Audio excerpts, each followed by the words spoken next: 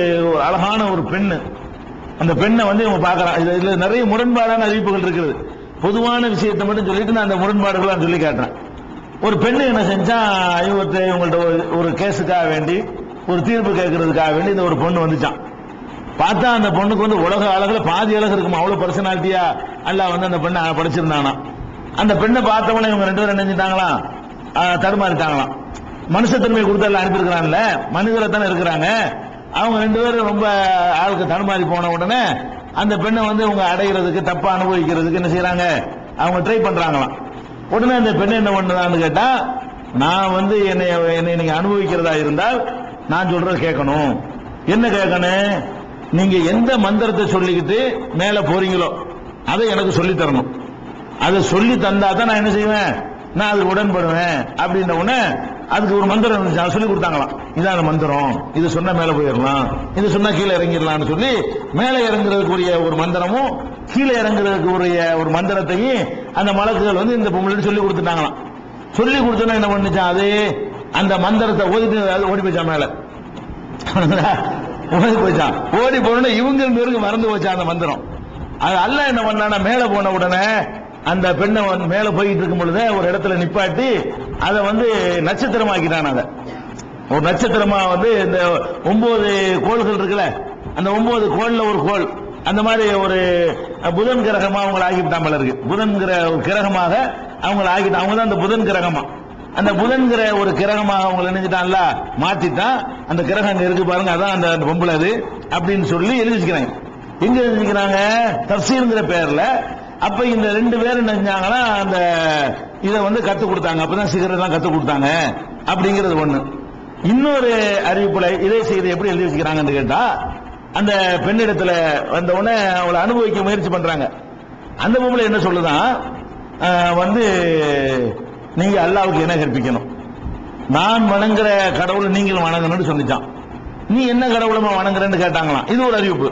நீ என்ன கடவுளை வணங்குற அப்படின்ன உடனே ஒரு சிலையை வச்சிருந்துட்டான், எடுத்துக்கொண்டே காட்டுச்சான், இதான் நான் வணங்குற கடவுள், இந்த கடவுளை நீங்க வணங்கி ஆகணும் அப்படின்னு அந்த அம்மா அந்த பொண்ணு சொன்னிச்சான். இவங்க நினைச்சாங்களா, அம்மாடி சிறுக்கு மட்டும் நாங்க வைக்க மாட்டோம், வேற ஏதாவது இருந்தா சொல்லு அப்படின்ட்டாங்களாம். திரும்பி போயிட்டாங்க. அடுத்த நாள் வந்து என்ன செஞ்சாங்கன்னு சொன்னா, வந்து கொலை செய்ய சொன்னிச்சான். என் பக்கத்து வீட்டுல ஒருத்தன் இருக்கிறான், அவனை நீங்க கொலை செஞ்சு விடணும், அப்ப வேண்டாம் நான் வந்து உங்களுக்கு இணங்குவேன்.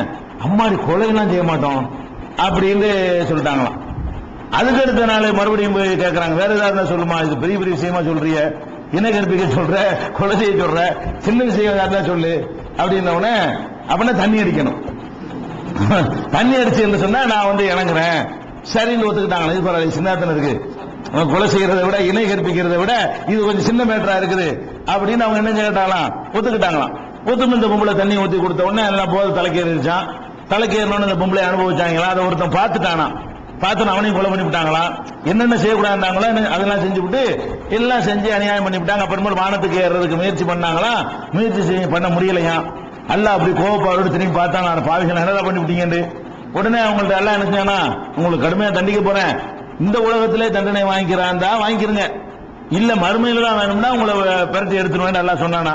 அவங்க என்ன செஞ்சாங்களா, யாரும் இந்த துன்யா தண்டனை லேசு, மர்ம தண்டனை எங்களுக்கு தாங்க இயலாது அப்படின்னு சொன்ன உடனே பாபிலோன்கிற ஊர்ல ஒரு கிணத்துல தலைப்புறவளை கட்டி தொங்க விட்டு இருந்துட்டு இருக்காங்களாம். இதான் உங்களுக்கு தண்டனை, கியாமத் நாள் வரைக்கும் என்ன செய்யணும், தலைகீழாக இந்த பாபிலோன்கிற கிணத்துல கட்டி அவர்கள் தொங்க விடப்பட்டிருக்கிறார்கள். இன்னைக்கும் இருந்து கொண்டே இருக்கிறார்கள். அந்த கிணத்துல என்ன செய்யறாங்க, ரெண்டு பேருக்கு தலை குப்புற தொங்கிட்டு இருக்கிறாங்களாம். இதான் அவங்களுடைய பாவத்துக்கு தண்டனை. இப்படி நீங்கள் ஒத்துக்கிட்டீர்களே ஆனால் மறுமையில் உங்களுக்கு தண்டனை தரமாட்டேன் அப்படின்னு அல்லாஹ் சொன்ன உடனே அவங்களை அதை ஏற்றுக்கொண்டு அனுபவித்துக் கொண்டிருக்கிறார்கள். இந்த மாதிரி இதான் ஹாரூத் மாரூத் கதை. இப்படி ஒரு கட்டுக்கதைகளை அவர் சொன்னார். யார் சொன்னதா இதெல்லாம் சொல்லப்பட தெரியுமா, அல்லாஹ்வுடைய ரசூல் சொன்னதாக இல்ல. ஒரே ஒரு அறிவிப்பு அல்லாஹ்வுடைய ரசூல் சொன்னதா இருக்குது, பொய்யான அறிவிப்பா இருக்கிறது. மற்ற இந்த கதைகள் பூரா யார் சொல்றான்னு பாத்தீங்கன்னா, காபுல் அஹ்பார்னு ஒருத்தர் பாதிரியாரா இருந்து இஸ்லாத்தை தழுவினவர், ரசூலுல்லாஹ் காலத்தில் உள்ளவர் தான் காபுல் அஹ்பார்ங்கிறவர், இஸ்லாத்தை தழுவுறார். அவர் தழுவின பிறகு என்ன செய்யறாருன்னா, அவங்க பைபிள்ல சொல்லுவாங்க இல்லையா, அதுகளை எல்லாம் ஒரு மக்கள்கிட்ட சொல்றாரு. அந்த மாதிரி அவர் சொன்னதா தான் எல்லா செய்தியும் இருக்கிறது. அவர் சொன்னதாக, இப்னு அப்பாஸ் சொன்னதாக, இப்னு மசூத் சொன்னதாக, அலி ரலியல்லாஹு அன்ஹு சொன்னதாக, இப்படி சஹாபாக்கள் பேரை பயன்படுத்தி அவங்களா சொன்னதாக தான் சொல்லப்படுகிறது. இந்த அடிப்படையை நம்ம பார்த்தாலேயே இது வந்து சஹாபாக்களுக்கு தெரிஞ்சிருக்க முடியாது. ஒன்னு அல்லாஹ் சொல்லணும் இந்த மாதிரி மேட்டர்களை, இல்லைன்னா அல்லாஹ்வுடைய ரசூல் சொல்லணும்.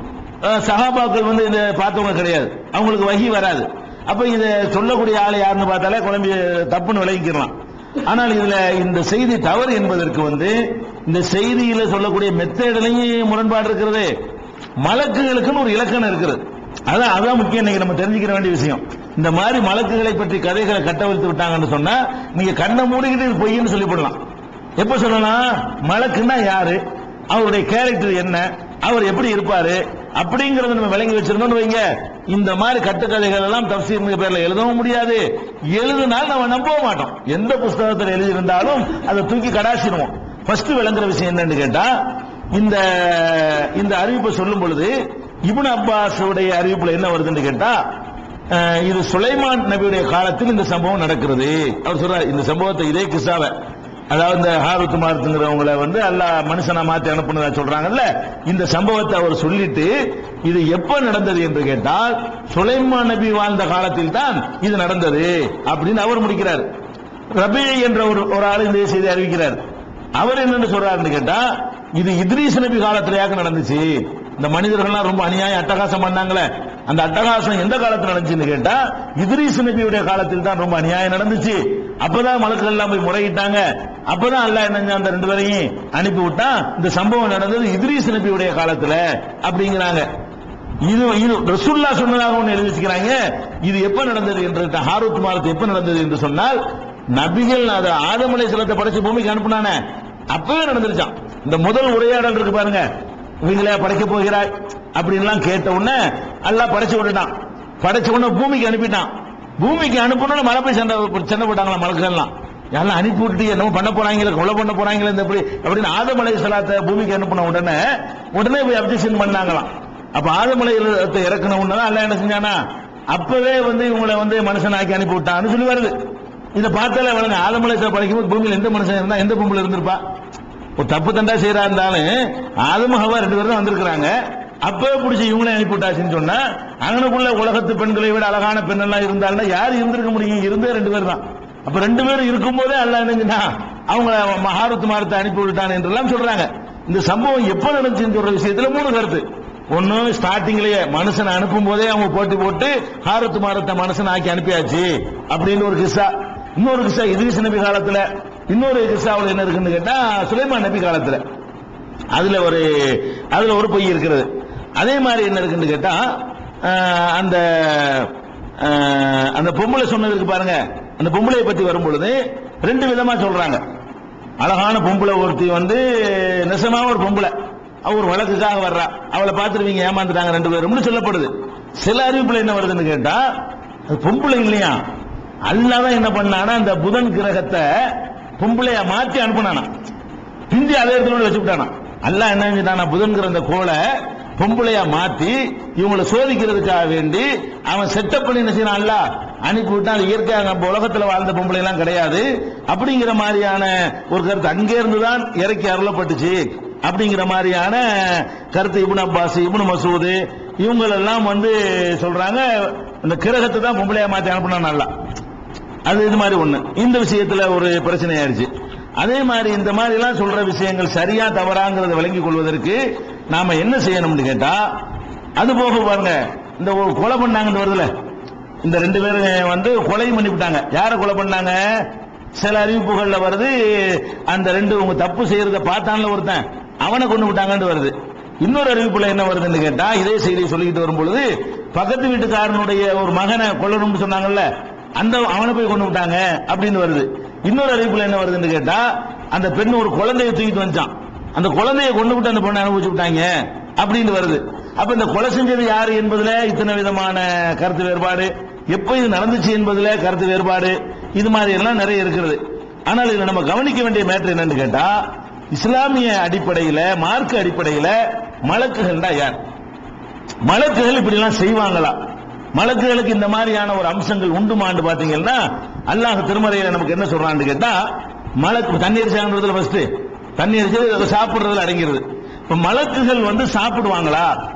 சாப்பிடுதல் என்ற ஒரு தன்மை மலக்குகளுக்கு அல்லாஹ் கொடுப்பானா? அப்படி கொடுக்க மாட்டான். அப்படிலாம் கொடுக்கறதா இருந்தா அவங்கள ரெண்டு பேரும் முதல்ல படைச்சிருப்பான், மண்ணை எடுத்துட்டு வர சொல்லி ஆதம படைச்சு, அதெல்லாம் தேவையே இல்லை. ஒரு ஆள் அப்படி மாத்தி விட்டு அனுப்பி விட்டுருப்பான் அல்லாஹ். அப்ப வந்து அல்லாஹ் என்ன சொல்றான்னு கேட்டா 11வது சூறாவுல 70வது வசனத்தில் எல்லாம் என்ன சொல்றான்னு கேட்டா, இப்ராஹிம் நபி காலத்தில் நடந்த ஒரு சம்பவத்தை சொல்றான். இப்ராஹிம் நபி காலத்தில் லூத் நபி வாழ்றாங்க. லூத் நபியுடைய சமுதாயத்தை அழிப்பதற்காக வேண்டி மலக்குகள் எல்லாம் அனுப்புறான்.